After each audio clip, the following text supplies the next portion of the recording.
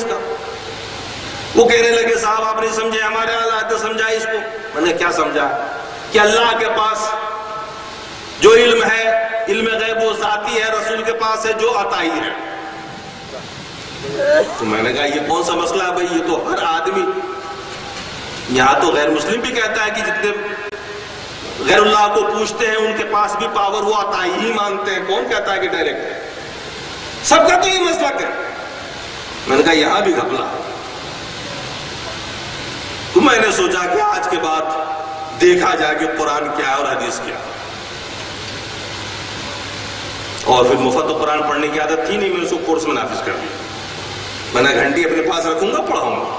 9 پارے تک پڑھاتے پڑھاتے علماء اور پیروں کے اثر سے آپ نے آپ کو دور کیا, قرآن و سنت کے پیچھے چلا اور قرآن و سنت کو پڑھنا شروع کیا, سمجھنا شروع کیا, پڑھانا شروع کیا. 9 پارے پڑھاتے پڑھاتے میں اہل حدیث ہو گیا, میرے سارے طلبہ اہل حدیث ہو گئے.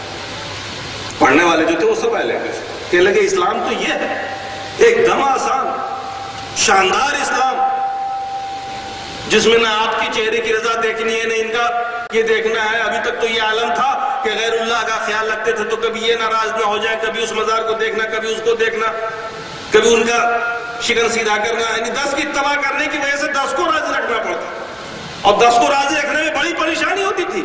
یہاں تو اللہ اس کے رسول کی رضا اور کچھ نہیں, سیدھا سیدھا مسئلہ. ویسی نماز پڑھو جیسا اللہ کے رسول نے بتائی, ویسا عقیدہ رکھو جیسا اللہ کے رسول نے بتا دیا. ایک دم آسان, سچا, سیدھا سا اسلام. انقلاب آ گیا ہماری زندگی میں. اس وقت تک بھی نہیں سمجھا تھا ہم نے کہ اہل حدیث کا یہ مسلک ہے. ہم نے یہ سمجھا تھا کہ اسلام کو ہم نے دریافت کر لیا صحابہ والا دین. یہ صحابہ والا اسلام ہے جو میں نے پایا. اہل حدیث کے بارے میں اس وقت بھی غلط فہمی تھی کہ یہ وہی گستاخ رسول ہے جو بچپن میں سمجھا. جب اللہ نے حق عطا فرما دیا, ہدایت مل گئی, میں نے استعفا دے دیا. ہمارے اراکین مدرسہ نے کہا کہ صاحب آپ جو کچھ بھی ہیں اندر ہم کو برداشت ہے, چونکہ میں نے بہت پروان چڑھایا تھا ادارے کو, ہم منطق و فلسفہ کے ماہر استاد رہا میں. انہوں نے کہا کہ آپ جو کچھ بھی ہمیں برداشت ہے بس اندر رہیں, باہر کچھ نہ بولیں. میں نے کہا یہ ممکن نہیں, آپ تو اس زبان سے نکلے گا جو جانتا ہوں بولتا ہوں, بولوں گا. میں نے کہا نہیں ہوگا, استعفا دے دیا, اپنے علاقے میں پہنچ گیا. میں نے کہا کہ اب تو میں ظاہر سی بات ہے کسی مدرسے میں رہ نہیں سکتا. اپنے کاروبار میں لگ گیا, کھیتی میں لگ گیا, اپنا جو تھوڑی سی کھیتی تھی اسی میں لگا, اور دین کا کام فی سبیل اللہ کرنا شروع کیا. ایک مدرسہ تھا پڑوس میں, 6 مہینے وہاں پڑھایا فی سبیل اللہ. وہاں بھی لوگ اہل حدیث ہو گئے, لڑکے جو پڑھتے تھے وہ اہل حدیث ہو جاتے تھے. ایک مزار ہے مدرسے کمپاؤنڈ میں جہاں میں پڑھاتا تھا, وہ میرے سسر ددیا سسر کا مزار. وہاں مرغا چڑھتا تھا, بکرا چڑھتا تھا. وما اہل بغیر اللہ کی تفسیر جب بچوں نے پڑھی تو مرغا چڑھانے والوں کو, بکرا چڑھانے والوں کو روک دیا. وہاں سے وہ بھی ہوا اڑ گئی کہ یہ وہابی. تب سمجھ میں آیا کہ یار وہابی اسے کہتے ہیں کیا, جو شرک سے بچتا وہی وہابی ہوتا. پھر ایک روز میں تقریر کر رہا تھا کہ میلاد میں ایک اہل حدیث دور سے آیا ہوا تھا, صبح کو ملا. اس نے کہا کہ مولانا آپ تو میرے مولانا کی طرف تقریر کرتے ہیں, تو اہل حدیث مولانا ایسے تقریر کرتے ہیں, آپ لوگ تو گالیاں دیا کرتے ہیں تقریر میں, یہ کب سے سدھر گیا؟ میں نے کہا کیا اہل حدیث ایسی تقریر کرتے ہیں جیسی میں کر رہا ہوں؟ کہنے لگے ہاں وہ قرآن و سنت سے بات کرتا ہے.